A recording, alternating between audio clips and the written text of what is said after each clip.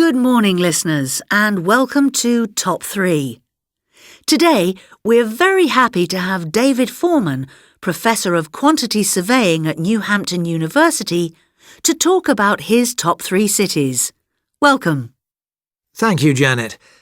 Well, I found this an extremely difficult task. There are so many amazing cities in the world, so many cities of great interest and importance to different people. I decided to choose one city that is the best for history, one which is the best for its culture and politics, and one which is the best for architecture. So, with these as my criteria, I chose 3 cities. I am going to talk first about London, which, in my opinion, is the best city for history. Then I'll discuss Berlin, which I think is the best for culture and politics, and finally I'll talk about Beijing, which is the best city that I know for architecture. My first city, then, is London, the capital of England, and the best city, in my opinion, for history.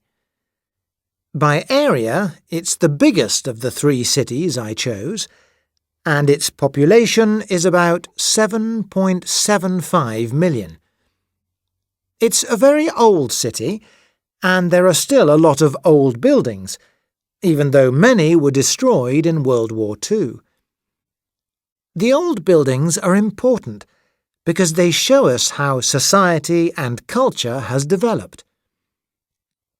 London's official buildings can be divided into 2 main groups: royal buildings and political buildings. There are many royal palaces in London, not only the world-famous Buckingham Palace. For example, although the Tower of London is more famous as a prison, it was actually built as a palace after the Normans conquered England.